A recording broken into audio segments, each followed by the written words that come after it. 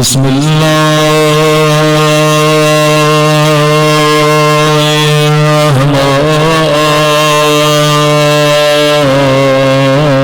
الرحمن الرحيم الحمد لله رب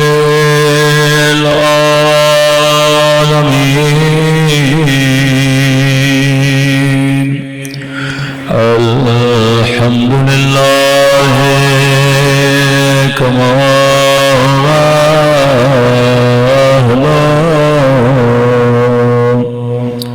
الصلاة والسلام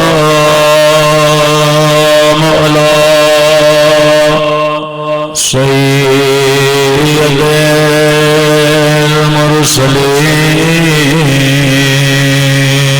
المرسلين وخاتم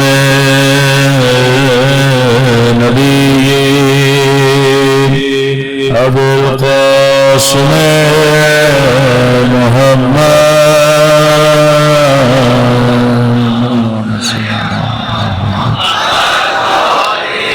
وعلى آله الطيبين الطاهرين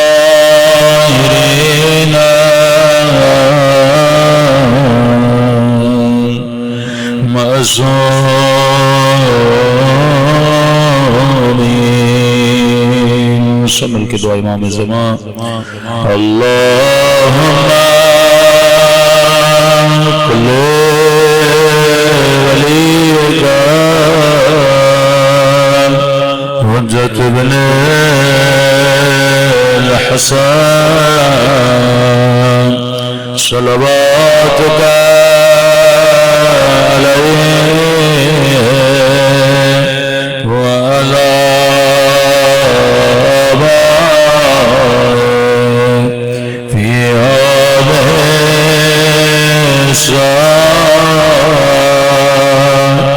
في كل وليا وافدا وقائدا ودليلا وعينا حتى تصلوا أرضك وتمتعه فيها طويلا برحمتك يا أرحم الراحمين صلوات على محمد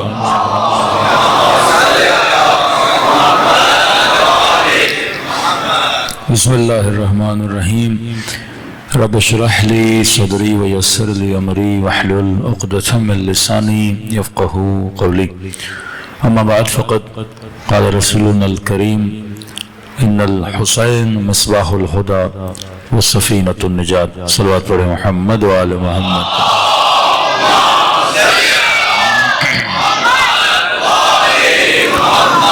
دعا ہے پروردگار عالم ہم سب کی عبادتوں کو اپنی بارگاہ عالی میں قبول فرمائے اور جو مقصد زندگی مقصد ہدایت لے کر فرش عزا پہ آتے ہیں خدا ان مقاصد میں بھی ہم سب کو کامیابیاں کامرانیاں نصیب فرمائے مسلسل آپ کی خدمت میں دعوت جذبہ حسینی کے عنوان سے گفتگو ہو رہی ہے یہ جو پوری کائنات میں پروردگار عالم نے خصوصاً ذکر امام حسین میں ایک جذبہ رکھا ہے تو یقیناً اس کے پیچھے ارادہ الہی نافذ ہے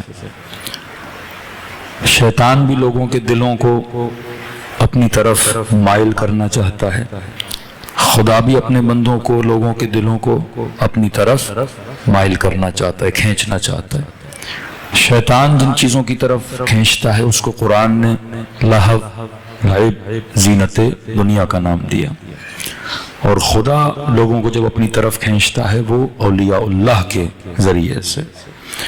وہ ولی نبی ہو سکتا ہے، امام ہو سکتا ہے، یا اس کا ذکر ہو سکتا ہے. کہ آج ہم میں سے کسی نے امام حسین کو دیکھا نہیں، پر دیکھے ہوں سے زیادہ حسین پر ایمان ہے.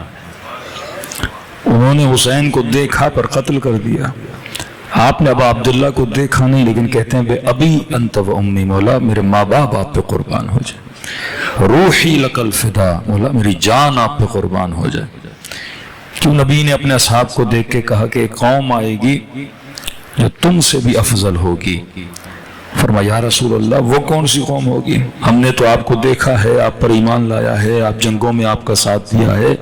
نبی نے فرمایا تم نے دیکھ کے مصطفیٰ کو مانا ہے، وہ نہ دیکھ کے مصطفیٰ پر ایمان لائیں گے. اور جس طرح تم اپنا سب کچھ لٹا رہے ہو، وہ اپنا سب کچھ راہ خدا پر، دین خدا پر لٹائیں گے. خدا نے ایسے مومنین کی صفات قرآن میں بیان کی ہے جن کے دل خدا کہتا لوہے کی طرح ہوں گے. اشداء علی الکفار رحماء بینہم، ان کی صفت یہ ہے کہ جب یہ کفر اور کافروں کے مقابلے میں آئیں گے تو ان سے زیادہ خطرناک اور شدید کوئی نہیں ہوگا. لیکن ایک ہی وقت میں سکے کے دو رخ ہیں. کافر کے سامنے کھڑے ہوں گے، بڑے جاہو جلال کے ساتھ کھڑے ہوں گے، تلواروں کو نیام سے نکالے کھڑے ہوں گے، ذرہ برابر کافروں پر رحم نہیں کریں گے، شدید ہو کر ان کے اوپر آگ کی طرح برستے رہیں گے. لیکن فرمایا رحماء بینہم، جب پھر آپس میں دیکھو گے ایسے لگے گا ان سے بڑا رحم دل کوئی ہے ہی نہیں. کافر کے ساتھ بات کریں گے لہجہ سخت، دشمن خدا سے بات کریں گے لہجہ سخت کہ بھئی اس سے تو کوئی سخت آدمی ہے ہی نہیں. لیکن جب آپس میں بیٹھیں گے، ایک دوسرے سے باتیں کریں گے تو رحماء بینہم، یہ آپس میں رحم دلی کے ساتھ پیش آئیں گے. یہ کون ہے؟ فرمایا آخری زمانے کی امت ہے. کون سی امت؟ امتیں تو بہت ہیں. یہ حدیث متفق علیہ ہے. فرمایا خدا میری امت کے 73 فرقے بنائے گا. 72 فرقے ہدایت میں نہیں ہوں گے، ایک فرقہ ہدایت پذیر ہوگا. تو یہ خطرے کی گھنٹی ہے کہ نہیں؟ ہر بندہ جو خود کو مسلمان کہے جب تک زندہ ہے اسے ڈرنا چاہیے. جناب میں کس فرقے میں ہوں؟ 72 تو ضلالت پر ہیں، گمراہی پر ہیں، کا ایک فرقہ. یہ متفق علیہ تمام کتب اہل سنت میں موجود ہے، اور آج تک کوئی مفتی اس حدیث کا انکار نہیں کرتا کہ بھئی ایک فرقہ جنتی ہے. لیکن مسلمان اتنے سکون سے سو رہا ہے کہ گویا سب کے سب نے کہاں جانا ہے؟ جنت میں جانا ہے. فرمایا نہیں، ایک فرقہ جنتی ہوگا. اب انسان نے سوچنا ہے جناب وہ کون سا فرقہ ہے جس کو خدا جنت میں بھیجے گا. ہر مسلمان سے پوچھو کہ جناب قرآن میں دعا کرتے اہدنا الصراط المستقیم، اے خدا مجھے سیدھے راستے پہ چلا.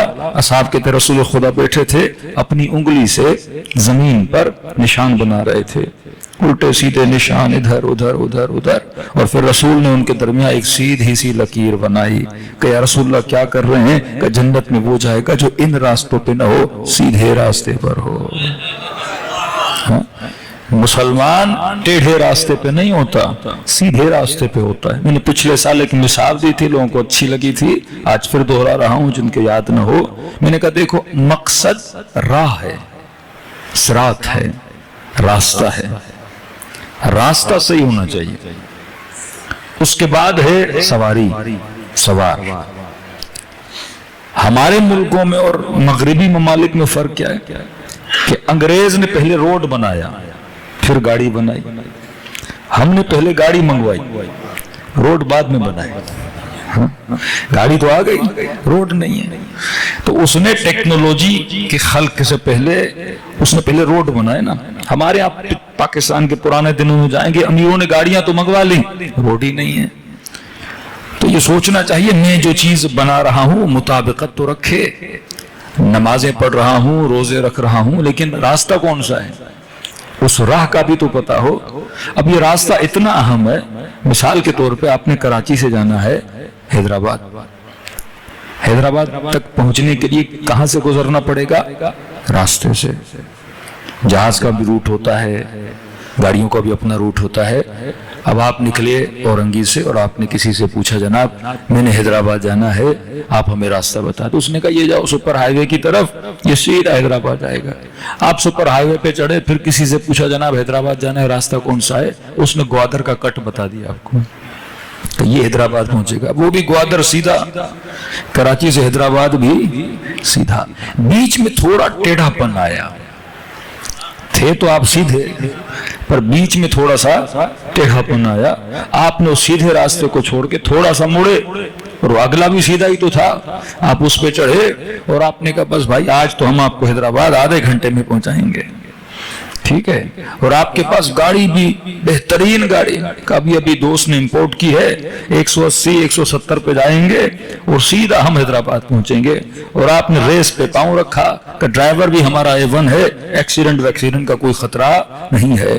آپ نے فل اسپیڈ میں گاڑی کو بھگانا شروع کیا. ڈرائیور بھی اچھا, گاڑی بھی اچھی, راستہ بھی ٹپ و ٹاپ تھا اور آپ کی گاڑی چلتی رہی. لیکن اب میرا آپ سے سوال ہے, 180 کی اسپیڈ سے جا رہے ہیں, گاڑی بھی اچھی ہے, راستہ خراب ہے, حیدرآباد پہنچو گے یا دور جاؤ گے؟ چلتے چلتے پتہ نہیں گوادر نہ پہنچ جاؤ لیکن حیدرآباد پہنچ نہیں پاؤ گے. تو جتنی اچھی گاڑی, جتنی اچھی اسپیڈ ہو, بندہ اتنا گمراہی پہ جاتا ہے. سائیکل پہ ہوتا تو شاید پھر کہتے جناب واپس آ جاؤ, واپسی حیدرآباد کا راستہ لے لو. لیکن اگر اتنی اچھی گاڑی پہ اتنی اسپیڈ لگا کے جائے گا, وہ اتنا حیدرآباد سے کیا ہوتا جائے گا, دور ہوتا جائے گا. اب مسلمان کی نمازیں اچھی, روزے اچھے, عبادتیں اچھی, اسپیڈ لگی ہوئی ہے نا, فل اسپیڈ سے عبادت کر رہے ہیں, لیکن اگر راستہ صحیح نہ ہو اتنا وہ خدا کے قریب نہیں جائے گا, اللہ سے اتنا دور چلتا جائے گا. خوارج کی نمازوں کی اسپیڈ سمجھو 180, صفین والوں کی نمازوں کی اسپیڈ 180 پر ہے, لیکن راستہ کیا ہے, غلط ہے. غلط راستے پہ بیٹھ کے کتنی بھی نمازیں پڑھتے رہو, نہ حیدرآباد پہنچو گے نہ حیدر تک پہنچو گے. کبھی نہیں پہنچ پاؤ گے کیونکہ راستہ کیا ہے, غلط ہے. اب دوسری طرف آتے ہیں, یہ چڑھ گیا گوادر کے راستے پر, دوسرا بندہ ہے, اس بیچارے کے پاس کھٹارا سے کھٹارا گاڑی تھی. مثلا بھی کھٹارا گاڑی جو بالکل لو لیول کی مہران ہے, کسی گاڑی کی بےزتی میں نہیں کر رہا, لیکن کمپیریزن ٹو ادر وہ سب سے 600 سی سی کی, مثلا اے سی بھی نہیں ہے, کھٹارا ہے, اور ٹائر بھی سمجھیں اس کے الٹے سیدھے ہیں, اور بالکل 20-30 کی اسپیڈ سے جا رہی ہے. لیکن اس کو کسی نے راستہ صحیح بتایا, وہ تھا اسی حیدرآباد کے راستے پر, آہستہ چل رہا تھا لیکن بالآخر پہنچے گا تو صحیح حیدرآباد, بالآخر منزل تک پہنچے گا تو صحیح, کیونکہ اس کا راستہ کیا تھا, صحیح تھا. تبھی معصوم نے فرمایا اگر ہمارے چاہنے والا گنہگار بھی ہے, عمل تھوڑے خٹارا بھی ہیں, لیکن اگر راستہ صحیح ہے بالآخر جنت تک پہنچ تو جائے گا. فرمایا اصل جو مسئلہ ہے وہ عقیدے کا ہے, عمل بعد میں آتا ہے. اصل عقیدہ. فقہی مسائل تو آپ کے مجتہدوں میں بھی اختلاف ہے, ہاتھ باندھ کے پڑھیں, کھول کے پڑھیں, روزہ کے احکام, دوسرے احکام, یہ تو احادیث کا اور روایات کا اختلاف ہے نا. اصل مسئلہ عقیدے کا ہے. پہلے کوشش کرو کہ تمہارا عقیدہ کیا ہو, صحیح ہو. اب جب عقیدہ صحیح ہے, اب نماز میں سستی بھی ہے, کچھ بھی ہے, بالآخر وہ صحیح عقیدہ تجھے جنت تک پہنچا دے گا. اس کا مطلب یہ نہیں کہ نمازیں صحیح نہ ہو, آپ کوشش کرو اچھی گاڑی لے کے اس راستے پہ اسپیڈ سے جاؤ کہ کوئی تم میں سے حبیب بن جائے, کوئی تم میں سے حر بن جائے, کوئی تم میں سے زہیر بن جائے, اور کوئی تم میں سے ہوائی جہاز پہ چڑھ کے سلمان فارسی بن جائے. اب کسی کی اپنی اسپیڈ ہے کہ راستہ بھی اچھا رکھو, سواری بھی اچھی رکھو, عمل بھی اچھا ہونا چاہیے, لیکن وہ بندہ جس کا عمل A1 ہے پر راستہ غلط ہے وہ جنت تک پہنچ نہیں پائے گا. یہ بندہ جس کا عمل ناقص ہے پر راستہ صحیح ہے, یہ بالآخر جنت تک پہنچے گا. صلوات پڑھے محمد و آل محمد.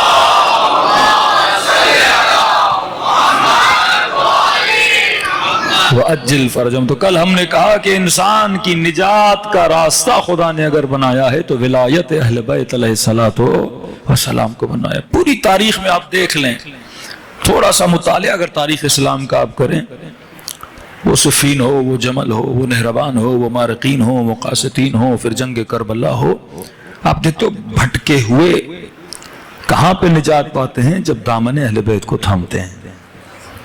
کہیں امام حسین ان کو بچا کر لے کر جا رہے ہیں، کبھی حضرت علی ابن الحسین بچا کر لے کر جا رہے ہیں، اور یہ بچاتے بچاتے آخر میں جو منجی عالم بشریت بنے گا وہ کون ہے؟ حضرت مہدی سلام علیہ۔ وہ آئیں گے اور ان کے ظہور کے ذریعے سے پوری کائنات کو کیا ملے گی؟ ہدایت ملے گی۔ کبھی وہ ہمارا دامن تھامتے ہیں، کبھی آپ نے ان کا دامن تھامے رکھنا ہے۔ ان کا کام ہے آپ تک سچ و حق و حقانیت کا پیغام پہنچانا، آپ کا کام ہے اس راہ حق پہ ثابت قدم رہنا۔ تو کل ہم نے کہا کہیں ایسا نہ ہو انسان غلو کا شکار ہو جائے اور اس قدر ولایت اہل بیت پر بھروسہ رکھے کہ بھائی اب مجھے عمل کی ضرورت نہیں ہے، یہ بھی غلط ہے۔ یا مسلمان حضرت رسول پر ایسا عقیدہ رکھے کہ ہم کیونکہ محمد مصطفیٰ کے ماننے والے ہیں لہٰذا ہم کچھ بھی کریں۔ فرمایا ہاں عقیدہ ضروری ہے لیکن عقیدے کے بعد تمہارا عمل بھی ضروری ہے، یہ دونوں لازم اور ملزوم ہے۔ ہم مسیحی نہیں کہ کہیں حضرت عیسیٰ سولی پر چڑھ گئے لہٰذا اب جو کرو ہماری مرضی کا، نہیں، عقیدہ بھی صحیح، عمل بھی صحیح، ہر چیز تمہاری کیا ہونی چاہیے؟ خالص ہونی چاہیے۔ آج تیسری منزل پہ بات کرنی اور آخری گفتگو ہے کہ صرف یہ نہیں کہ آپ اللہ سے محبت کرو، نہیں، اللہ کے عاشق ہو، حضرت آدم کے بھی عاشق بننا پڑے گا۔ اللہ کے سامنے خضوع و خشوع ہے تو حضرت آدم کا ادب بھی کرنا پڑے گا۔ یہ نہیں کہ اللہ کو مانتے ہو تو ابراہیم کو نہ مانو، یہ نہیں کہ رسول اللہ کو مانتے ہو تو رسول خدا کا ادب نہ کرو۔ سختی سے خدا نے کہا تبت یدا ابی لہب وتب، ایسی ایسی امتیں گزری جو حضرت نوح کو کہتی تھی نوح ہم تیرے رب کو تو مان لیں گے، لیکن نوح یہ نہیں کہ جو تو کہے ہم وہ بھی مانیں۔ اپنے خدا کو کہو کہ آسمان پہ اپنی حکومت چلائے، زمین کے حاکم کون ہیں، یعنی دنیا کی زندگی ہم اپنی مرضی سے گزاریں گے۔ اللہ کہتا ہے نہیں، اگر مجھے مانا ہے تو میرے ولی کو بھی ماننا پڑے گا۔ پھر موسیٰ کا واقعہ کہ شیطان نے کہا ٹھیک ہے میں توبہ کرتا ہوں، اللہ نے کہا توبہ کرنی ہے تو آدم کی قبر پہ جا کر کیا کرو؟ سجدہ کرو۔ تو اگر خدا کو مانا ہے محمد کو بھی ماننا پڑے گا، محمد کو مانا ہے علی کو بھی ماننا پڑے گا۔ جس کو خدا ولایت دیتا ہے اس کو ماننا آپ پر لازم اور واجب ہے۔ ابھی دوسرا درجہ، ایک تو مسلمانوں میں طبقہ جو الیاذ باللہ ثم الیاذ باللہ اللہ کو تو مانتا ہے لیکن ان کے نظریے اور عقیدے کے مطابق رسول خدا الیاذ باللہ ایک پوسٹ مین ہے۔ آپ جو رسول کی قبر پہ جاتے ہو، اللہ کو ان کی شفاعت کا واسطہ دیتے ہو، وہ غصہ کرتے ہیں ان باتوں پہ کہ بس سب کچھ اللہ، محمد رسول اللہ اللہ کا ایک میسنجر تھا، گویا ایک پوسٹ مین تھا، الیاذ باللہ اللہ کا پیغام لایا آپ کو دیا، بس اس سے زیادہ رسول خدا کی کوئی قیمت و ارزش نہیں ہے۔ اور وہاں پہ پڑھ بھی رہے ہیں کہ یہی لہجہ کس کا تھا؟ شیطان کا تھا۔ حضرت آدم کی عزت و احترام نہیں کر رہا تھا تو خدا نے اسے نکال دیا کہ انک رجیم، تو ملعون ہے، تو لعین ہے، میرا احترام تو کر رہا ہے لیکن آدم کا احترام بھی کرنا پڑے گا۔ تبھی اکثر آپ تاریخ اسلام میں پڑھتے ہیں کچھ لوگ آتے تھے حضرت رسول کو کہتے تھے اے محمد یہ جو کہہ رہے ہو اپنی طرف سے کہہ رہے ہو یا اللہ کی طرف سے کہہ رہے ہو؟ مطلب اگر اپنی طرف سے کہو گے تو ہم نہیں مانیں گے، اللہ کی طرف سے کہو گے ہم مانیں گے۔ یہ برملا تاریخ ہے کہ سد الابواب الا باب علی، کہ رسول خدا نے مسجد کے دروازے سب کے لیے بند کر دیے۔ اب کیونکہ مسجد بنی، مسجد کے اطراف میں اصحاب کے گھر تھے، اس کا گھر اس کا گھر۔ اب مسئلہ یہ تھا کہ اگر کسی نے سبزی لینی تھی، بازار جانا تھا تو بیچ میں مسجد بن گئی، پیچھے گھر بن گیا، تو ان کو بازار جانے کے لیے یہ پورا راستہ گھوم کے جانا پڑتا تھا۔ تو انہوں نے کہا بھائی گھومے کیوں؟ یہ گھر سے نکلتے تھے جوتیاں ہاتھ میں لی مسجد کے بیچ سے، کہ یہ مسجد کا راستہ بڑا شارٹ کٹ راستہ ہے، یہاں سے بازار بھی نزدیک ہے، سب کچھ نزدیک ہے۔ اللہ کا حکم آیا حبیب سارے دروازے بند کروا دو۔ کبھی انسان پہ غسل واجب ہوا ہے نجاست کے عالم میں، کبھی وضو ہے، کبھی نہیں ہے، کبھی کپڑے نجس ہیں، کبھی پاک ہیں، کب مسجد ہے بھائی؟ یہ کوئی راستہ تھوڑی ہے ان لوگوں کے گزرنے کا کہ جس کے من میں آتا ہے مسجد کے بیچ سے گزر کے چلا جاتا ہے. مسجد ہے اور اگر وہاں پہ نماز جمعہ بھی ہوتی ہے تو غسل جنابت میں بندہ نہیں گزر سکتا, غسل حالت نجاست میں نہیں گزر سکتا. مسجد کا احترام ہے کہ سب کے دروازے بند کر دو. نبی نے سب دروازے بند کیے, صرف علی کا دروازہ کھلا رکھا. سارے دروازے بند کیے, ایک دروازہ امیر المومنین کا کھلا رکھا. شور شرابہ ہو گیا. پھر دیکھو علی کی طرفداری کر دی, پھر دیکھو علی کی فضیلت میں ایک اور کام کر دیا. اب ظاہر ہے آپ سارے ایک ہی کلاس میں ہوں اور ایک ہی شاگرد کو استاد بار بار اس پہ توجہ بھی دے, اس پہ مہربان. اب یہ تو استاد کو پتا ہے نا میں شاگرد پہ مہربان کیوں ہوں. استاد قابلیت کو دیکھتا ہے, صلاحیت کو دیکھتا ہے, سب کچھ دیکھتا ہے. تبھی کہتے جنگ خیبر بھی ہوئی, یہ اسلام کی واحد جنگ ہے جہاں پہ مسلمان ود فیملی گیا. یاد رکھیں آپ جنگ خندق خیبر کے واقعات آپ سنتے ہیں کہ یہ واحد جنگ ہے جہاں ود فیملیز گئے. تو پوچھا کہ کیوں گئے تھے؟ کہ جب ہر جنگ میں جاتے تھے تو فضیلتیں یا جب غنیمت کا مال تقسیم کیا جاتا تھا تو اصول یہ تھا کہ آپ نے ایک مارا تو آپ کو 1%, آپ نے 10 مارے تو 10%, آپ نے 15, جو جس اعتبار سے شجاعت سے لڑتا تھا اس کو اتنا مال ملتا تھا. تو کہتے ہیں کہ جب یہ گھروں میں جاتے تھے سارے سپاہی تو بیویاں دوڑتی ہوئی آتی تھی, ہاں بھائی کیا لائے ہو؟ تو کہتے تھے اتنا ملا اتنا ملا. کہ بس اتنا, کہا وہ سارا علی کو دے دیا. رسول خدا نے سارا علی کو دے دیا. تو کہتی تھی تمہیں نہیں ملا؟ کہ بس ہمیشہ رسول خدا یہی کرتے ہیں, علی پہ تھوڑے زیادہ مہربان ہیں, دے دیتے ہیں. کہتے ہیں عورتوں کا شب, عورتوں کا شور علمان والحفیظ. رسول خدا کے پاس پہنچے, یا رسول اللہ یہ کیا ماجرا ہے, ہمارے شوہروں کو کم ملتا ہے اور آپ جتنا ملتا ہے اور کس کو دیتے ہیں؟ علی ابن ابی طالب کو. وہاں سے جناب سیدہ کو بولتی تھی کہ آپ کے شوہر کو تو بہت ملتا ہے بہت ملتا ہے, اور یا امیر المومنین گھر آتے تھے تو مولا کیا تمہیں کچھ ہوتا نہیں تھا؟ تو بی بی سیدہ کہتی تھی علی وہاں اتنے تانے ملتے ہیں کہ سب کچھ آپ کو مل جاتا ہے اور آپ آتے ہیں اور آپ کے ہاتھ خالی. کہتی ہاں ملتا تو بہت ہے لیکن آتے آتے کئی غریبوں میں علی تقسیم کر دیتا ہے.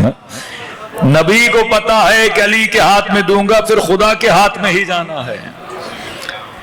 تو یہ واحد جنگ تھی اسلام کی, جنگ خندق, جس میں رسول خدا نے حکم دیا کہ بھائی اب بیویوں کے ساتھ آؤ. ایک یہ وجہ بھی تھی, ایک یہ تھا اب اتنے لمبے لمبے دن مسلمان رہتے تھے تو ظاہر شکایتیں کرتے تھے, بیویوں کی دوری کو محسوس کرتے تھے. اب کا اپنی بیویوں کو بھی ساتھ لاؤ. تو بیویاں بھی ساتھ آئیں. کہتے ہیں 40 دن مسلمان میدان میں جاتے پھر آتے. تو بیویوں نے سارا حال دیکھا کہ رسول خدا علی کو زیادہ کیوں دیتے ہیں. پھر 40ویں دن جب علی امیر المؤمنین کی شان کو بیان کیا, وہ سارے فضائل آپ نے سنے ہوئے ہیں, تو اعتراضات بڑھتے تھے کہ رسول خدا جتنی فضیلتیں دے رہے ہیں کہ سارے دعائے ندبہ پڑھیں اس میں بڑے فضائل اہل بیت علیہ الصلوۃ والسلام کے, کہ سارے دروازے بند کر دیے, ایک دروازہ کھول کے رکھا. یہاں کسی نے کہا کہ اے محمد یہ جتنی فضیلتیں تم علی کو دے رہے ہو اپنی طرف سے دے رہے ہو یہ خدا کا حکم ہے. یہاں پہ یہ قرآن کی آیت نازل ہوئی, وَالنَّجْمِ إِذَا هَوَى مَا ضَلَّ صَاحِبُكُمْ وَمَا غَوَى وَمَا يَنْطِقُ عَنِ الْهَوَىٰ إِنْ هُوَ إِلَّا وَحْيٌ يُوحَىٰ, کہ میرا حبیب جو کچھ کرتا ہے اپنی مرضی سے نہیں کرتا, خدا کی مرضی سے کرتا ہے. یہ جو فضیلتیں آل رسول کو دے رہا ہے, تبھی آپ کچھ وہابیوں سے سنتے ہیں ہاں بھائی نواسوں کو اگر پیٹھ پہ اٹھایا تھا, نانا تھے, کہ جنبہ انسانی تھا, نانا والی محبت تھی, آپ شیعہ اس کو بھی فضیلت میں لے لیتے ہو. ہاں فرمائیے محمد نہیں یہ رسول ہے. ما آتاکم الرسول فخذوہ وما نہاکم عنہ فانتہوا, یہ جس سے روکے اس سے رک جاؤ, جو تمہیں عطا کرے اس سے لے لو. تو وہ امتیں جنہوں نے اللہ کا بھی ادب کیا, اللہ کے بعد اس کے رسول کا بھی ادب کیا, رسول کے بعد اس امام کا بھی ادب کیا, خدا ان کی زندگیوں میں برکت کو نازل کرتا ہے. صلوات پڑھے محمد و آل محمد.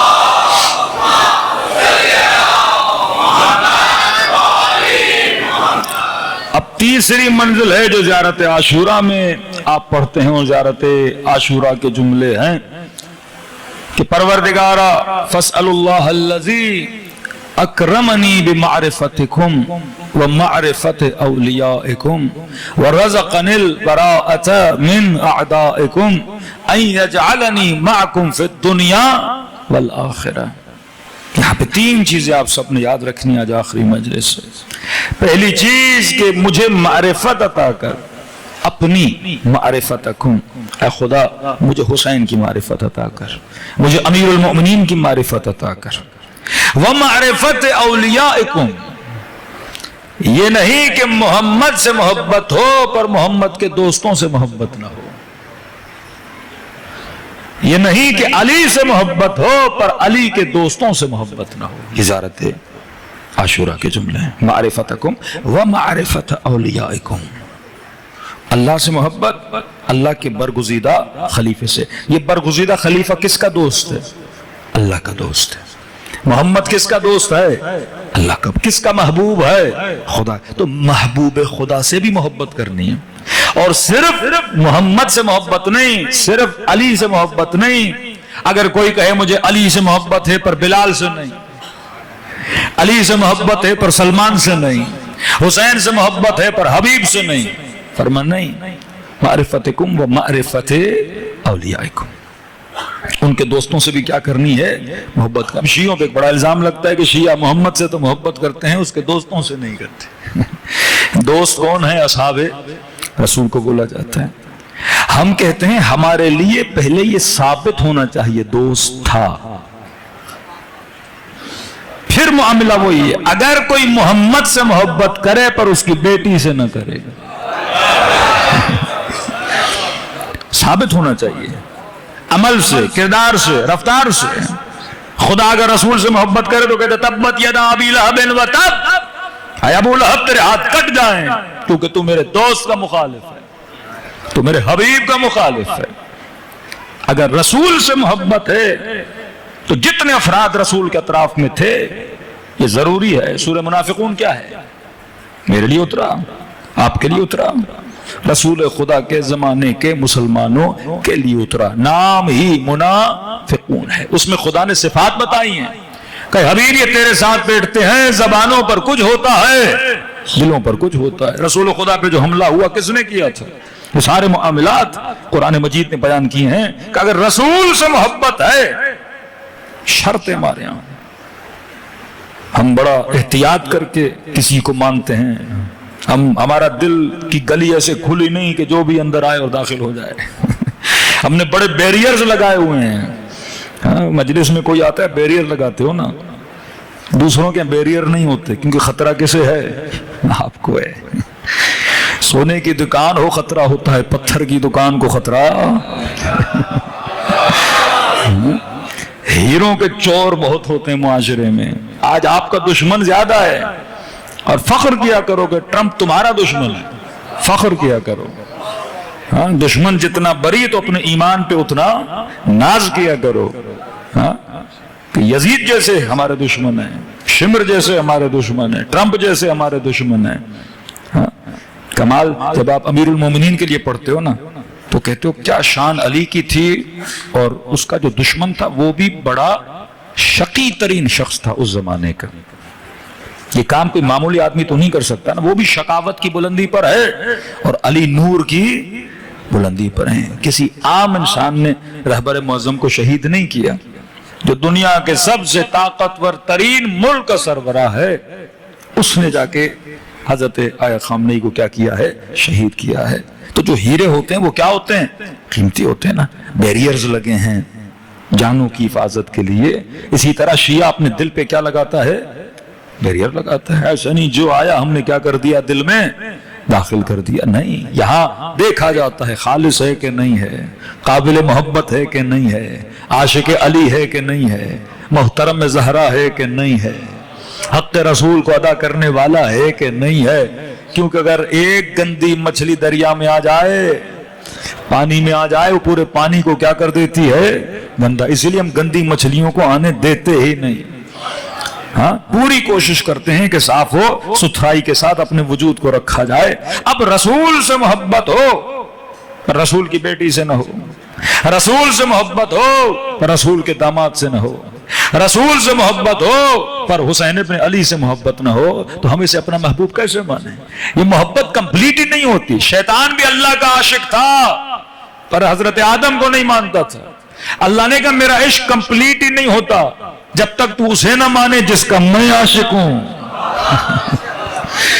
تو میرا عاشق ہے لیکن یہ بھی تو دیکھ میں کس کا عاشق ہوں. ایک طرفہ عشق نہیں چلتا, دو طرفہ عشق چلتا ہے کہ اگر مجھ سے محبت ہے تو جس سے میں محبت کرتا ہوں اس سے بھی تو نے کیا کرنی ہے؟ محبت کرنی ہے. تبھی رسول نے فرمایا من ابغضھا فقد ابغضنی, جس نے میری بیٹی کو غضبناک کیا گویا اس نے کسے غضبناک کیا؟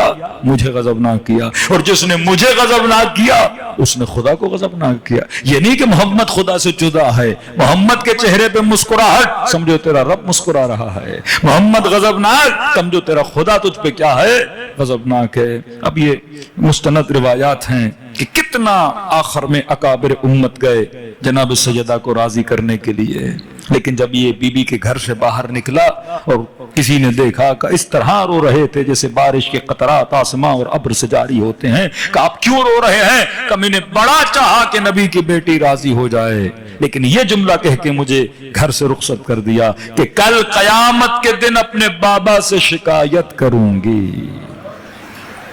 میرا کیا جرم تھا کہ میرا باغ بھی مجھ سے لے لیا اور یہ عالم میرے اوپر ڈھایا. تو لہٰذا ہم ہمیشہ کیا کرتے ہیں؟ کسے راضی کرنے کی کوشش کرتے ہیں؟ امام حسین کو راضی کرنے کی کوشش کرتے ہیں. تو اگر خدا سے محبت ہے اس کے حبیب سے بھی ہو. یہ رسول ہے, یہ پوسٹ مین نہیں ہے. اس کا وجود اصل میں توحید ہے. اسے مانو گے تو توحید کیا ہوگی؟ کامل ہوگی. 7 مرتبہ 7 سے 8 مرتبہ صحیح بخاری کی روایت کہ رسول خدا نے وقت آخر میں کہا آتونی بقلم و دوات, مجھے قلم لا کر دو, مجھے دوات لا کر دو تاکہ تمہارے لیے ایک ایسی چیز لکھوں لن تضلوا بعدی ابدا, میرے بعد تم میں سے گارنٹی دے رہے ہیں رسول خدا, ایسی چیز لکھوں لام میم نہیں لام نون, لن تضلوا بعدی ابدا, میرے بعد کبھی بھی تم لوگ گمراہ نہ ہو حتیٰ یہاں تک کہ مجھے حوض کوثر پہ آ کے ملاقات کرو. ایسی گارنٹی کون سا نبی دیتا ہے؟ لیکن یہاں پہ کچھ لوگوں نے کہا ان الرجل لیحجر, علیاذ باللہ. یہ رجل یہ نہیں کہا ان النبی, یہ نہیں کہا ان الرسول. ادب کا تقاضا ہے نا, میں کہوں امام, میں کہوں نبی, لیکن کہا ان الرجل. یہ شخص جو ہے علیاذ باللہ ہذیان کہہ رہا ہے. اور کہا کہ کوئی قلم ولم کی ضرورت نہیں ہے, حسبنا کتاب اللہ. یہ جو نعرہ بلند ہوتا ہے نا کہ ہمارے لیے کتاب خدا کافی ہے. جب آپ نے رسول سے چیز نہیں لوگے اور کہا کہ کتاب خدا, اگر کتاب خدا کافی ہوتی تو امت میں اتنے جھگڑے نہ ہوتے, کتاب خدا کافی ہوتی تو آج اتنی لڑائیاں نہ ہوتی, کتاب خدا کافی ہوتی مسلمان کا خون نہ بہاتا, کتاب خدا کافی ہوتی تو کربلا میں حسین کا زر قلم نہیں کیا جاتا. وہ رسول جو کہہ کر گئے کہ 2 گراں قدر چیزیں چھوڑے جا رہا ہوں, یقیناً آخر میں کچھ بتانا چاہتے تھے لیکن رسول خدا کو بتانے نہ دیا گیا. تو صرف یہ نہیں کہ اللہ کا ادب کرنا ہے, تم نے رسول کا بھی ادب کرنا ہے, اور جس کو منسوس کیا حضرت رسول نے حضرت علی ابن ابی طالب, اس کا بھی ادب کرنا ہے. اب اگلا درجہ بڑا اہم ہے اہل ولایت کے لیے, معرفتکم و معرفت اولیائکم. ایسا تو نہیں کہ ہم میں سے کوئی امام حسین کا تو احترام کرے پر عزادار حسین کا احترام نہ کرے, کہ دونوں کا احترام یکساں ہے. کہ آپ کربلا جاؤ کہ مولا حسین آپ کی محبت میں کربلا آؤں, اور پیچھے لوگ کہیں کہ جناب اتنے لوگوں کو تکلیف دے کر جناب ہر سال کربلا جا رہا ہے. اردو کا محاورہ ہے نا کہ بلی چوہے کھا کر حج پہ چلی جائے. کہ دنیا جہاں کی کثافتیں، غلاظتیں، تکلیفیں لوگوں کو دے کر حج پہ جا رہا ہے۔ کسی خاتون نے سوال لکھا کہ مولانا قرضہ لیا ہوا ہے، میرے پیسے تو نہیں دے رہا لیکن کربلا جا رہا ہے۔ تو ایک مومن کو تکلیف دی ہے، اس کے پیسے تو اس کو واپس نہیں کرو، زیارت پہ جا رہے ہو۔ معرفتکم و معرفت اولیائکم، پہلا درجہ یہ، اگر حسین سے محبت ہے حسینی سے بھی محبت ہو، اپنے درد کا احساس ہے تو اس کا بھی ہو۔ یہ صرف نہیں کہ امام حسین کے زخموں کو تو دیکھو لیکن کسی شیعہ کے زخم کو نہ دیکھو، کسی مسلم کے زخم کو نہ دیکھو۔ حضرت علی اصغر پہ تو گریہ کرو لیکن کسی مسلمان بچے کو کاٹا جائے وہاں پہ تیرا دل نہ تڑپے۔ امام حسین کے لیے تو لٹاؤ لیکن وہاں پہ کوئی غریب ہو، لاچار ہو، نادار ہو، بیٹی کی شادی نہیں ہو رہی، پیسے نہ ہونے کی وجہ سے گناہ میں پڑ رہا ہے، مسائل کا شکار ہے، حرام کاریوں میں پڑ رہا ہے، تو جو اس کی پرواہ نہ ہوگا۔ نہیں، معرفتکم و معرفت اولیائکم، ہماری معرفت بھی اور جو ہمارے چاہنے والے ہیں ان کی معرفت بھی حاصل کرو۔ علی ابن یقطین صحابی امام موسیٰ کاظم، صلوات پڑھے محمد۔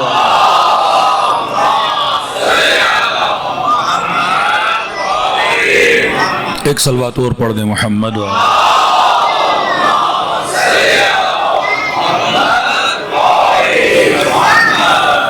یہاں سمجھو یہ معاملہ کتنا حساس ہے، ہم اتنے غافل ہیں بعض چیزوں سے، اور یہی ہوگا کہ جب میدان قیامت میں عالم برزخ میں مرنے کے بعد کھڑے ہوں گے، ہم تو بھروسے پہ ہوں گے کہ جناب ماتم بھی اچھا کیا تھا، مجلس بھی اچھی کرائی تھی، نمازیں بھی صحیح سے پڑھی تھی، روزے بھی رکھے تھے، اور وہاں دیکھیں کہ معاملہ ابھی بھی اٹکا ہوا ہے، اور مولا حسین کہیں تم نے مجھ سے محبت کی ہی نہیں تھی، مولا اتنا رویا، اتنا ماتم کیا، محبت نہیں کی۔ وہاں جواب ملے گا میری محبت کا مصداق یہ ہے کہ میرے چاہنے والے سے محبت کرو۔ جس طرح کہا نا، جس نے فاطمہ کو خوش کیا اس نے مجھے خوش کیا، یا معصوم فرماتے ہیں جس نے میرے شیعہ کو خوش کیا اس نے مجھے خوش کیا۔ میرے شیعہ کی مدد کی، گویا کس کی مدد کی؟ میری مدد کی۔ روایات ہیں حضرت رسول سے بھی کہ جو کسی فقیر کے ہاتھ میں 5 روپے رکھتا ہے، یہ مت سمجھو میں فقیر کو دے رہا ہوں، تو گویا خدا کو دے رہا ہے، تو چیز ید خدا میں دے رہا ہے۔ یہ ایک سرکل ہے جو گھومتا ہے، یہ ایک معاملہ ہے جو گھومتا ہے۔ نیکی کرتے ہو پلٹ کے آپ کی طرف آتی ہے کہ نہیں آتی؟ صلہ رحم کا مطلب کیا ہے؟ صدقہ نکالو بلا دور ہو جائے گی۔ بھئی بلا میرے سر سے کیوں دور ہوگی؟ کیونکہ آپ نے اس سر سے بلا دور کی، خدا تیرے سر سے بلا دور کرے گا۔ یہ باقاعدہ ایک بال جتنی زور سے دیوار پہ مارو گے اتنی زور سے پلٹ کے آتی ہے۔ آج امام زمانہ کو نہیں دیکھ رہا، امام حسین کیسے خوش کروں امام حسین کو؟ ایک سلام دے کے مولا خوش ہو جائیں گے؟ کیسے خوش کروں امام حسین کو؟ کیا ہوتا ہے آپ کے 40 میں؟ کیا ہوتا ہے سبیلوں میں؟ آپ کیوں پانی پلا رہے ہو لوگوں کو؟ کیوں 40 میں کھانا کھلا رہے ہو؟ کیوں یہاں پہ دیگیں اتار کے لوگوں کو نظر و نیاز کے نام پہ کھانا کھلا رہے ہو؟ کنی حسین کی یاد میں یہ تصور کر رہے ہیں کربلا والے پیاسے تھے، ان کو پانی نہ پلا سکا، ان کو پلاؤں گا تو گویا ان کی پیاس کو بجھا رہا ہوں، ان کو کھلاؤں گا گویا ان کی خدمت کر رہا ہوں۔ یہ جواب ہے، اور واقعا ایسا ہی ہے۔ جب آپ کسی کو پانی پلاتے ہو یہ گویا امام کی پیاس کو بجھا رہے ہو۔ اس طرح کاؤنٹ کرتے ہیں اہل بیت کہ گویا تم نے امام حسین کو پانی پلایا، حضرت علی اکبر کو پانی پلایا، حضرت علی اصغر کو پانی پلایا۔ اسی طرح سے لکھا جاتا ہے یا لیتنا کننا معکم فافوز معکم فوزا عظیما، کا مطلب کیا ہے؟ کاش میں کربلا میں ہوتا۔ آج وہی کام امام حسین آپ سے کروانا چاہتے ہیں۔ علی ابن یقطین، مولا کا چاہنے والا، جن لوگوں میں فراست نہیں، بعض لوگ خشک متقی بن جاتے ہیں اور دین و فراست و حکمت اہل بیت سے آگاہ نہیں ہوتے، کہتے نہیں مولانا ہم بڑے متقی ہیں، مثلا یہاں کی سرکار اور فلاں کی سرکار اور نظام کفر ہے اور ظلم ہے، اور مثلا امریکہ میں ہیں، ہم یورپ میں ہیں، ہم کینیڈا میں ہیں، ہم سرکار کے نوکر نہیں بنیں گے۔ کیا نہیں بنیں گے؟ کیونکہ نظام کفر کا، ہم کیوں خدمت کریں اس نظام کی؟ یہاں پہ امام موسیٰ کاظم ایک پرمیشن دیتے ہیں ان لوگوں کو جو سرکاری عہدے لینا چاہتے ہیں، سرکاری نوکریاں کرنا چاہتے ہیں، پتا بھی ہو نظام دھاندلی زدہ ہے، کچھ بھی ہے، کب مولانا نوکری بڑی اچھی مل رہی ہے، 17 گریڈ 21 گریڈ 20 گریڈ کریں کہ نہیں کریں؟ ایک سوال آتا ہے، کمائی حلال کی ہوگی حرام کی ہوگی؟ مجلس میں سنا ملئت بطونکم من الحرام، تمہاری شکم حرام کے لقموں سے بھر گئی، کہیں ایسا نہ ہو میں حرام کھاؤں اور دشمن اہل بیت بن جاؤں، کروں تو کیا کروں؟ پرمیشن امام موسیٰ کاظم علی ابن یقطین کس کا وزیر ہے؟ ہارون کا۔ ہارون کون؟ قاتل امام موسیٰ کاظم، خود امام نے بھیجا کہ جا علی ابن یقطین ہارون کے دربار میں کام کر۔ یہ سمجھو امام کی طرف سے ایک چھپا ہوا سپاہی تھا لشکر دشمن میں۔ کہ علی ابن یقطین میں دعا کرتا ہوں خدا تجھے 3 چیزیں عطا کرے، 3 چیزوں کی میں گارنٹی لے رہا ہوں۔ پہلا، تجھے زندگی میں تو جیل نہیں جائے گا، تمہارا سر کبھی زندان کی چھت نہیں دیکھے گا۔ دوسری گارنٹی لے رہا ہوں کہ تم کبھی بھی فقیر نہیں ہوگے، کسی کے محتاج نہیں بنو گے۔ تیسری گارنٹی دے رہا ہوں علی ابن یقطین کہ تمہارے بدن پہ دشمن کی تلوار کبھی نہیں آئے گی، مطلب کوئی تجھے مارے گا بھی نہیں، زخمی بھی نہیں ہوگے۔ کہ ان 3 گارنٹیوں کے بدلے میں مجھے ایک چیز چاہیے۔ کہ مولا کون سی چیز؟ کہ علی ابن یقطین اس ظلم کے نظام میں رہتے ہوئے میرے چاہنے والوں کو کبھی خالی ہاتھ نہ لوٹانا، ان کی مدد کرنا۔ آج پولیس کے شعبے میں ہو، کسی بھی نظام کی کسی بھی شعبے پہ ہو، معصوم فرماتے تجھے اجازت کام کی تب ہے جب وہاں پہ ہمارے چاہنے والے اہل بیت کے چاہنے والوں کی کیا کرو، کوئی نہ کوئی اس کا کام کر دو، کوئی نہ کوئی مدد کر دو۔ جہاں پہ 5-5 ہزار 15-15 ہزار رشوتیں لے کر 50-50 لاکھ رشوتیں لے کر کام کیا جا رہا ہے، میرا چاہنے والا ہے، یہ نہ سمجھنا وہ تیرے پاس آیا ہے بلکہ سمجھنا تیرا امام تیرے پاس آیا ہے۔ تو اسے خوش نہیں کر رہا تو کسے خوش کرے گا؟ ہمیں خوش کرے گا۔ علی ابن یقطین سالانہ 300 لوگوں کو حج پہ بھیجتا تھا، مذاق نہیں ہے 300۔ اور حج پہ بھیجنے کا مطلب یہ حج پہ بھی جاتے تھے، امام معصوم سے زیارت کر کے بھی واپس آتے تھے۔ جس کا جو مسئلہ ہو، ٹیکس کا مسئلہ تھا، مالی مسئلہ تھا، جو بھی ایشوز تھے، کورٹ کے ایشوز تھے، ججز کے ایشوز تھے، جیلوں کے ایشوز تھے، وزیر تھا نا، اور ایسا وزیر عجیب ہے کہ آخر دم تک کسی کو پتا نہ چلا کہ شیعہ موسیٰ کاظم ہے، آخر دم تک۔ اور عجب ہے تاریخ میں کہ جب دنیا سے گیا تو اس کا جنازہ امین نے رکھوایا۔ امین کون؟ ہارون کا بیٹا، یعنی سرکاری اعزاز سے اس کا جنازہ ہوا، یعنی مرتے دم تک کسی کو پتا نہیں تھا یہ کس کا چاہنے والا ہے، امام کا۔ مشہور واقعہ وضو کا آپ نے سنا ہوگا نا، کہ معصوم نے اس کو خط لکھا، اسی طرح وضو کرو جس طرح سارے مسلمان۔ شیعوں کے وضو میں اور تھوڑا بہت آپ کو پتا ہے فرق ہے، کیونکہ وزیر نے شکایت لگائی تھی شیعہ ہے، ہارون کو لے کر آیا کہ دیکھیے وضو کیسے کرتا ہے، پھر امام کا خط ملا، اس نے ویسے ہی وضو کرنا شروع کر دیا۔ ہارون نے جیسے دیکھا کہ بدبخت تو جھوٹ بول رہا ہے، میرا اتنا مخلص ساتھی ہے تو اسے میرا مخالف بنانا چاہتا ہے۔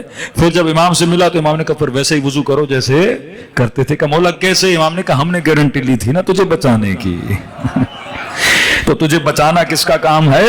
ہمارا کام ہے۔ علی ابن یقطین مولا کا ایک صحابی ہے، نام اگر مجھے یاد ہو، ملتا ہے کہ امام کا صحابی جمال اس کا نام ہے، یہ علی ابن یقطین کے پاس اس کام تھا، اونٹوں کا کام، اونٹ کرائے پہ دیتا تھا۔ کوفے سے گیا بغداد علی ابن یقطین سے ملنے، مولا کا چاہنے سب انٹرنل سب کو پتا تھا کہ علی ابن یقطین ہمارا ہے، تو میسج بھیجا، پیغام بھیجا، اللہ جانے یقین تھکا ہوا تھا، کچھ تھا، اس نے کہا بھی ٹائم نہیں ہے، نہیں ملتا۔ یہ مومن بڑا دکھی ہوا کہ میں اتنا سفر کر کے گیا اور اس نے مجھے واپس کر دیا، گھر چلا گیا۔ ہر سال جب علی یقطین حج پہ جاتا تھا تو امام سے ملتا تھا، اس سال گیا، مولا کے گھر گیا۔ اب تھوڑی روایات کی بارات مختلف ہیں، کچھ کہتے ہیں حج پہ ملا، کچھ کہتے ہیں گھر پہ۔ مخ روایت یہ ہے کہ جب امام سے ملاقات کے لیے گیا تو غلام نے کہا کہ موسیٰ کاظم تجھ سے ملنا نہیں چاہتا۔ کہ مولا کو بتایا انا یقطین، میں یقطین ہوں، عام آدمی تو نہیں تھا، وزیر۔ کہاں بتایا آپ ہو؟ مولا نے کہا میں نہیں ملنا چاہتا۔ سمجھ گیا کوئی غلطی ہوئی ہے، کہتے مولا کے گھر کی گلی میں بیٹھ گیا، کہ کب تک نہیں ملیں گے، گھر سے نکلیں گے تو صحیح، مسجد جانا ہوگا، چاہتے کہ 7-8 گھنٹے کے بعد موسیٰ کاظم گھر سے نکلے۔ جیسے مولا نکلے اس نے امام کے دامن کو پکڑ لیا، یا ابن رسول اللہ مجھ سے کوئی غلطی ہوئی ہے، آپ مجھ سے نہیں مل رہے۔ کہ علی ابن یقطین یہ کہہ رہے ہو میں تجھ سے نہیں مل رہا جب تو میرے شیعہ سے نہیں مل رہا، فلاں مومن جمال تجھ سے ملنے آیا تھا تو نہیں ملا۔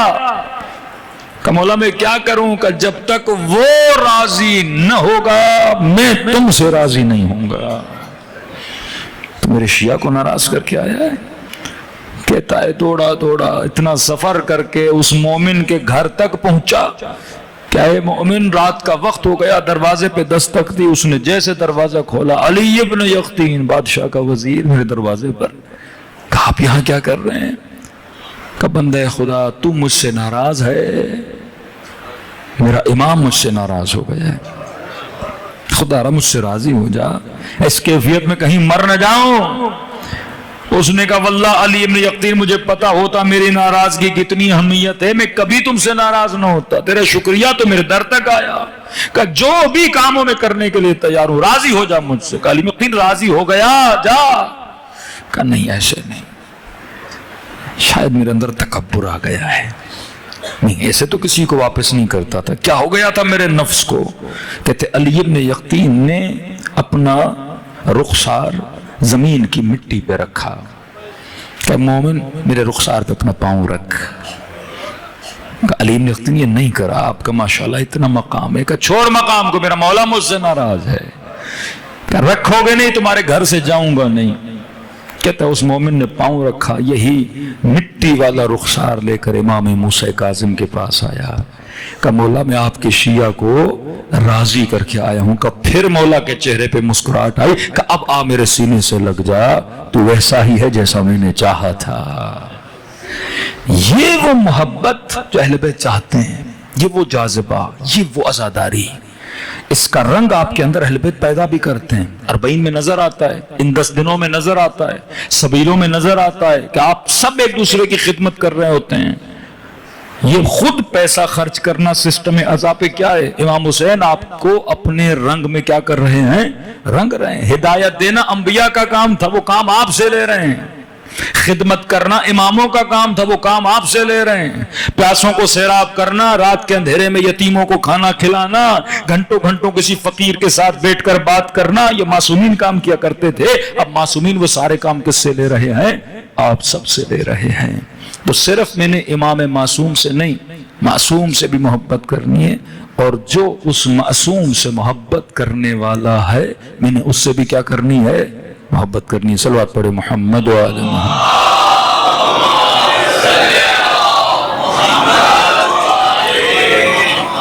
ایسے ایسے ہمارے علماء گزرے ہیں, واقعات تو بہت ہیں, لیکن ایک عالم گزرے سید مہدی قوام. کہتے ہیں جب یہ دنیا سے گئے تو ان کے جنازے میں کئی ایسے لوگ تھے کہ کسی نے توقع نہیں رکھی تھی. ہمارے ایک مولانا تھے, کوئی بیچارے 1.5 مہینے کے لیے جیل جانا پڑا ان کو. اب جیل کی بیرق میں سارے کون ہوتے ہیں؟ مجرم ہوتے ہیں. تو انہوں نے اتنا اثر ڈالا کہ وہ سارے مجرم ان کے مرید ہو گئے.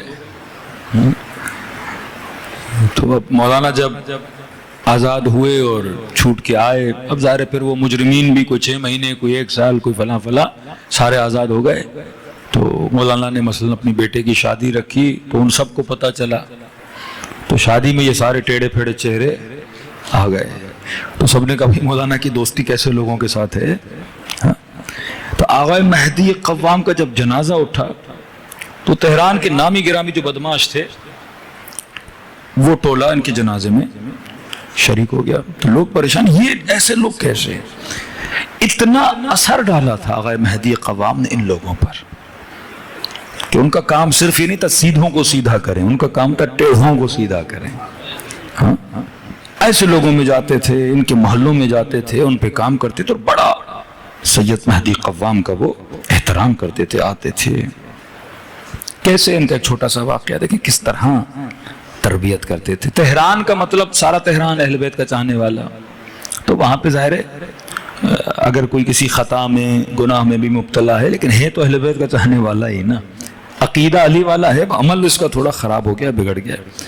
آغا مہدی قوام کے منقول ہے کہ ایک دن یہ گھر گئے, جیسے گھر کے اندر گئے تو دیکھا ان سے پہلے ایک چور صاحب آئے ہیں اور اچھا خاصا گھر میں انہوں نے ان کا سامان چوری کیا ہوا ہے, بس اب جانے کی تیاری میں تھا. تو جیسے کہتے ہیں آغا مہدی قوام نے دیکھا, چور نے ان کو دیکھا, پریشان ہو گیا, کبھی پولیس کو بلائیں گے، ابھی شور شرابہ کریں گے، ابھی محلے والوں کو بلائیں گے اور اچھی خاصی میری دھلائی کروا دیں گے۔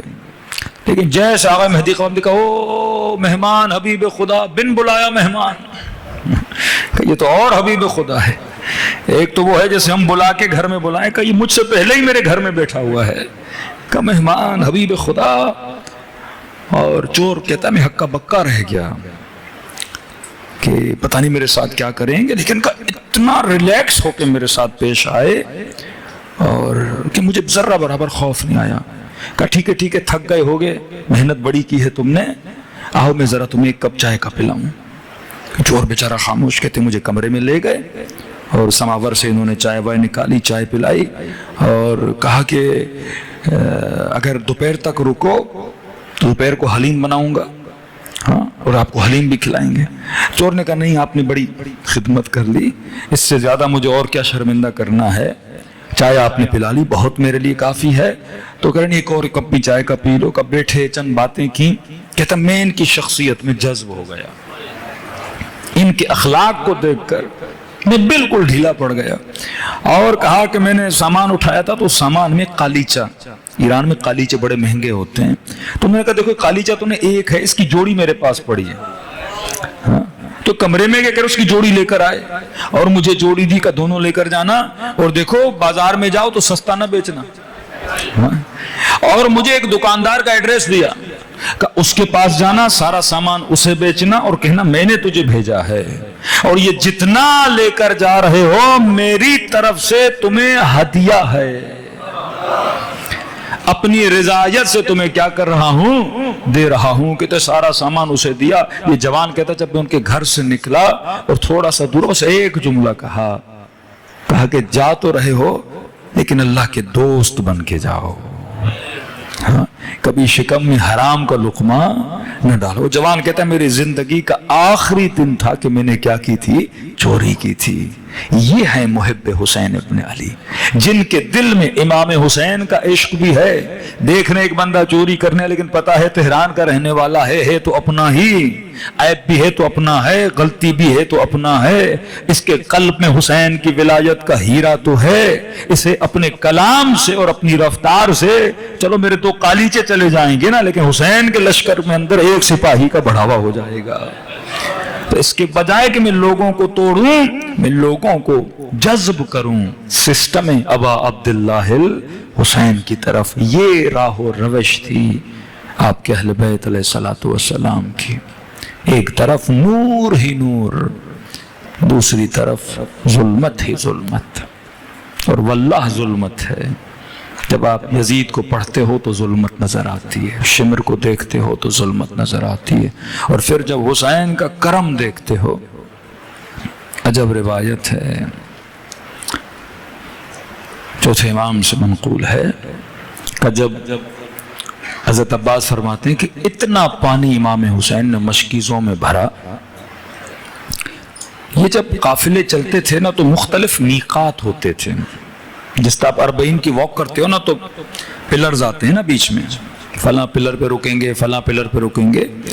تو پچھلے زمانے میں جب لوگ سفر پر کرتے تھے تو گھوڑوں اور اونٹوں کا سفر تھا، تو جب سفر پہ نکلتے تھے تو نقشے میں طے ہوتا تھا میقات۔ میقات مطلب کہ مثلا 50 کلومیٹر سفر کریں گے، اس کے بعد ایک نہر آتی ہے، پھر وہاں پہ رکیں گے، رات کو پانی وانی پئیں گے، پھر آگے چلتے تھے، پھر لکھا ہوتا تھا فلاں جگہ پہ نہر ہے، فلاں جگہ پہ پانی ہے، فلاں جگہ پہ چشمہ ہے، فلاں جگہ پہ بستی ہے، اسی طرح سے رکتے رکتے جاتے تھے۔ اب جب ایک نہر سے پانی بھرتے تھے تو پتا ہوتا تھا آگے 30 کلومیٹر 50 کلومیٹر پھر ایک پانی کی وادی آئے گی، لہذا پانی اتنا نہیں بھرتے تھے، وہ 50 کلومیٹر کے حساب سے بھرتے تھے۔ حضرت عباس کہتے امام حسین نے اتنا پانی بھرا کہ جیسے راستے میں کوئی نہر آنی ہی نہیں ہے۔ تو میں نے کہا ابا عبداللہ آگے میقات ہیں اور پانی کی نہریں ہیں، کہ عباس میں کہہ رہا ہوں بھرو۔ کہتا مجھے سمجھ نہیں آیا حسین اتنا پانی کس کے لیے بھر رہے ہیں؟ کہتے ہیں جب ہور کا لشکر آیا نا، اب کہا مشکوں کو کھولو۔ مجھے سمجھ آیا کہ امام حسین اپنے لیے نہیں بھر رہے، دشمن کے پیاسے لشکر کے لیے پانی لے کر جا رہے تھے۔ اور جناب حر کہتے ہیں اتنا پیاسا تھا، دور دراز سے لشکر آیا تھا، اتنا پیاسا تھا اگر حسین پانی نہ پلاتے تو ہمارے کئی لشکری وہیں نڈھال ہو جاتے. اور عجیب جملہ حضرت عباس کہتے ہیں جب سارے سپاہیوں کو پانی پلایا تو پھر میں مشک لے کے گھوڑوں کے سامنے گیا. امام نے کہا گھوڑوں کو بھی پانی پلاؤ. فرماتے ہیں جب گھوڑا منہ ڈال کے پانی پی رہا تھا تو مولا حسین نے فرمایا عباس گھوڑے کی فطرت ہے جب تک اس کا پیٹ بھرتا نہیں اپنا منہ ہٹاتا نہیں، کہ جب تک وہ منہ نہ ہٹائے تو پانی کا مشک نہ ہٹانا. نور نور نور. کہ اتنے میں ایک سپاہی دور سے آ رہا تھا، یہ کوئی ہور کے لشکر سے پیچھے رہ گیا، اونٹ پہ سوار تھا، شدت گرمی، بدن پہ زرہ ورہ لوہا ووہا پہنا ہوا ہے، اتنا نڈال کہ کبھی اونٹ کی اس طرف جائے کبھی اونٹ کی اس طرف جائے. امام حسین گھوڑے پہ تیزی اونٹ سوار کے قریب گئے کہ یا آخو العرب، اے عرب بھائی جلدی نیچے آ، کہیں ایسا نہ ہو پیاس کی وجہ سے تو گر نہ جائے. ادھر اشارہ کیا عباس پانی کا مشک لے کر آ. کہتا ہے اس اونٹ کی مہار کو تھاما اور بٹھایا. اس میں اتنا حال بھی نہیں تھا اپنے اونٹ کو خود بٹھاتا. کب بیٹھا اسے کہا نیچے آ کہیں مر نہ جائے پیاس کی وجہ سے. کہتا ہے اس کو سنائی نہیں دے رہا تھا، اتنی گرمی اتنی پیاس. کہتا ہے اتنے میں امام حسین نے خود اس کو اونٹ سے نیچے اتارا، اس کے بدن سے زرہ اتاری، اور راوی کہتا ہے اپنے ہاتھوں سے حسین نے اس پیاسے کو پانی پلانا شروع کیا. جناب مختار نے ان ظالموں کو کھڑا کیا، ایک ایک سے پوچھا بتا تو نے کون سا ظلم کیا تھا. کسی نے کہا مختار میں نے خیمے کو جلایا، کسی نے کہا مختار میں نے 4 سالہ بچی کے در چھینے، کسی نے کہا مختار میں نے تازیہ نہ مارا، کسی نے کہا مختار میں نے حسین کے بدن کو لوٹا، کسی نے کہا مختار میں حسین کی زرہ لے کر گیا، کسی نے کہا مختار میں حسین کا کرتا لے کر گیا، کسی نے کہا مختار میں کمر بند ابا عبداللہ کو اتار کے لے کر چلا گیا. کہتے سنتے گئے مختار کے دربار میں گویا مصائب پڑھے جا رہے تھے اور مومنوں گریے کی آواز بلند تھی. ایک آخر میں کھڑا تھا سر جھکائے. مختار نے کہا تو نے کیا کیا؟ کہ مختار مجھ سے نہ پوچھ، میں نے وہ کام کیا جو ان میں سے کسی نے نہیں کیا. کہ نہیں بتا تو صحیح تو نے کیا کیا؟ کہ مختار میں جب حسین کے بدن پہ پہنچانا تو سب لوٹ چکا تھا، زرہ لے گئے، کمربند لے گئے، کرتا لے گئے. کہ لئی پھر تو نے کیا کیا؟ کہ مختار میری نگاہ حسین کی انگوٹھی پہ پڑ گئی.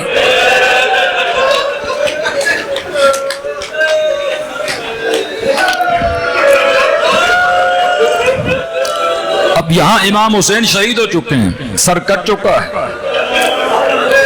کہ مختار میری نگاہ انگوٹھی پہ پڑی. کہ لئی تو نے کیا کیا؟ کہ مختار میں نے حسین کی انگلی کو کاٹا.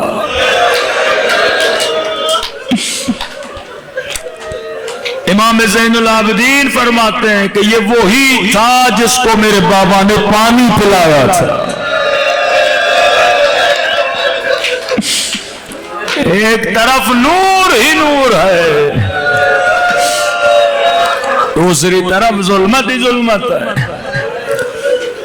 راوی کہتا ہے ابن زیاد کا دربار تھا، یہ لہیں کھانا کھا رہا تھا، کٹے ہوئے سر اس کے سامنے پڑے ہوئے تھے. کہتا ہے لقمے چبا رہا تھا، پوچھ رہا تھا یہ کس کا سر ہے؟ کہ امیر حسین کا بھائی تھا عباس، یہ اس کا سر ہے. یہ کس کا سر ہے؟ کہ حسین کا بھتیجا تھا قاسم، یہ اس کا سر ہے. یہ کس کے سر ہے؟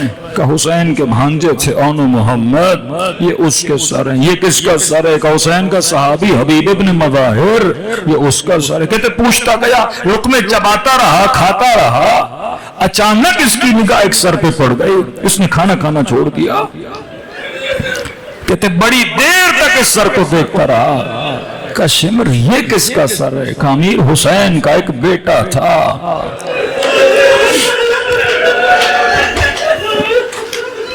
نام علی اکبر تھا، امیر یہ اس کا سر ہے۔ کہتے اس قدر اکبر نے ابن زیاد کو اپنی طرف کھینچا، کھانا کھانا چھوڑ دیا اس لائی نے، اور کہا کہ شمر اگر پتہ ہوتا ایسا بیٹا ہے حسین کا، میں تجھے کبھی حکم نہ دیتا کہ حسین کا سر قلم کرو، تجھے کبھی نہ کہتا۔ امیر مجھے سمجھ نہیں آئی، کیا مطلب آپ حکم نہ دیتے حسین کو مارو؟ کہ جس کا بیٹا ہے ایسا حسین ہو اسے مارنے کی ضرورت کیا ہے؟ وہ کٹا ہوا سر دیکھتا خود ہی تڑپ تڑپ کے مر جاتا۔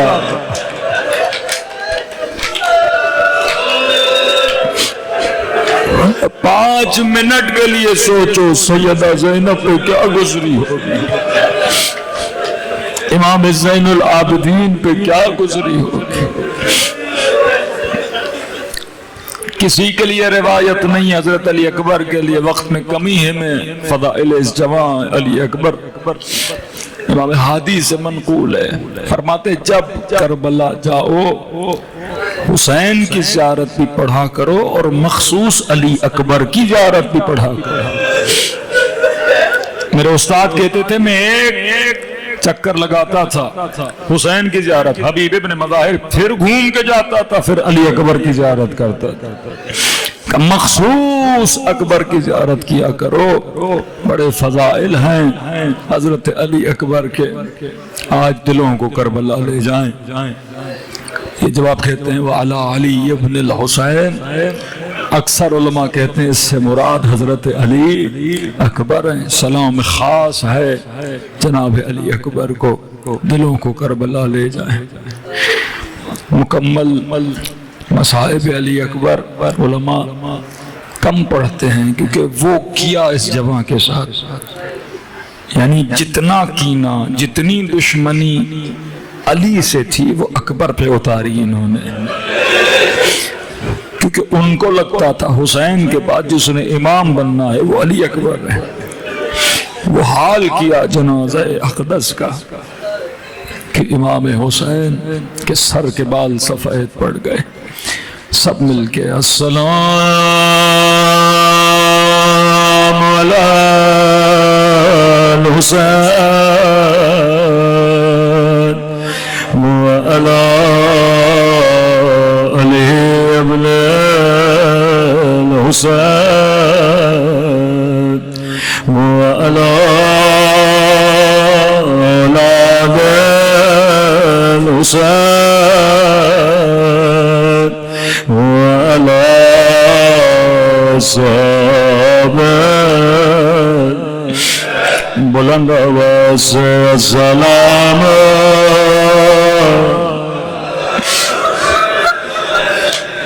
وعلی علی ابن وعلی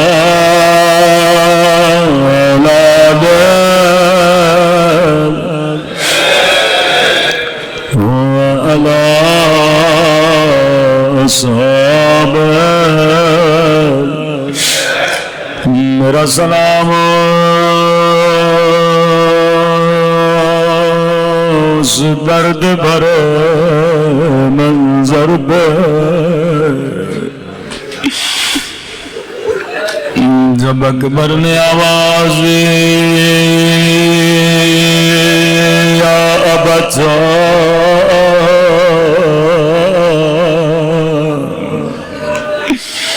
بابا تیرا اکبر گھوڑے سے گر گیا،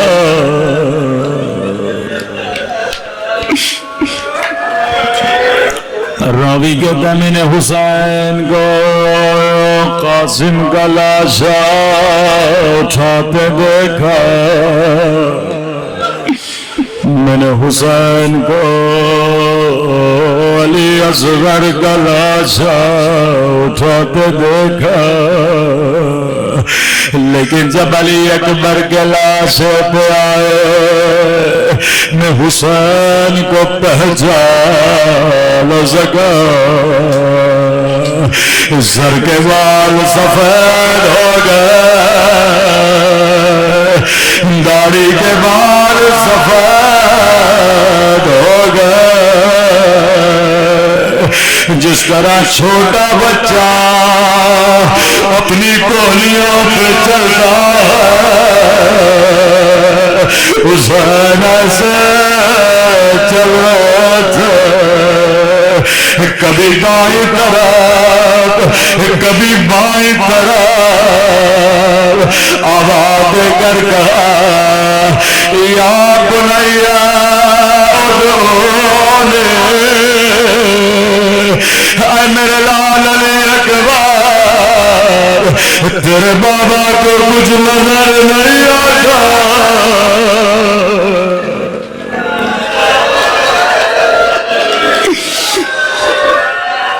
اکبر بوڑھا باپ ہو جواب بیٹے کا لاشا، اکبر نے آواز دیا ابدا الیہ، بابا میرے قریب ہو، جیسے جوان کے لاشے پہ پہنچے اکبر زندگی گزر گئے، تو نے بابا سے کچھ بھی نہیں مانگا، میرے لال کیا چاہیے؟ فرمایا بابا الحدید قد سقلنی والعطش قد قتلنی، بابا لوہے کا وزن پیاس نے مجھے مار ڈالا، حسین نے اپنی زبان اکبر کی زبان پہ رکھے، جلدی سے اکبر نے زبان پیچھے کے، بابا تو مجھ سے بھی زیادہ پیاسا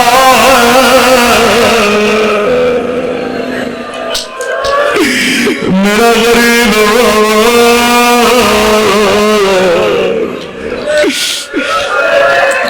بابا، اگر زحمت نہ ہو مجھے خیموں میں لے چلیے، میں اماں سے کچھ باتیں کرنا چاہتا ہوں، جی میرے لال۔ راوی کہتا حسین نے ایک ہاتھ اکبر کے پاؤں کے نیچے دیا، دوسرا ہاتھ گردن کے نیچے دیا، کہتا یہ منظر میں دور سے دیکھ رہا تھا، حسین نے لاشے کو اٹھانے کی کوشش کی لیکن پاؤں لڑے، ہاتھ کاٹے، لاشے کو زمین پر رکھا، اکبر بوڑھا باپ ہو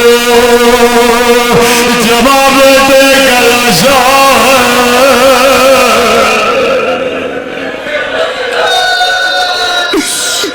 میرے لال اگر زحمت نہ ہو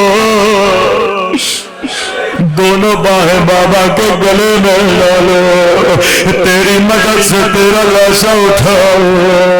علی اکبر نے ایک ہاتھ بابا کی گردن میں ڈالا لیکن دوسرا ہاتھ سینے سے نہیں ہٹایا، میرے لال دوسرا ہاتھ بھی بابا کے گلے میں ڈالو، رو کر کا بوڑھے باپ ہو صدمہ دینا نہیں چاہتا، اکبر میں تیرا صابر بابا، سینے سے ہاتھ ہٹا، یہ ہاتھ کا ہٹنا تھا ایک برچھی کا ٹوٹا ہوا تھا علی اکبر کے سینے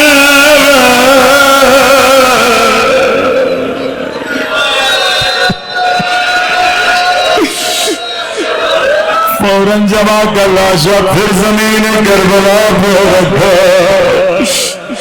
ایک ہاتھ برچھی میں ڈالا، دوسرا ہاتھ اکبر کے سینے پہ رکھا، نگاہوں کو آسمان کی طرف اٹھا، نانا رسول خدا آپ بھی آئیے، دادا ابراہیم اسماعیل کو ملائیے،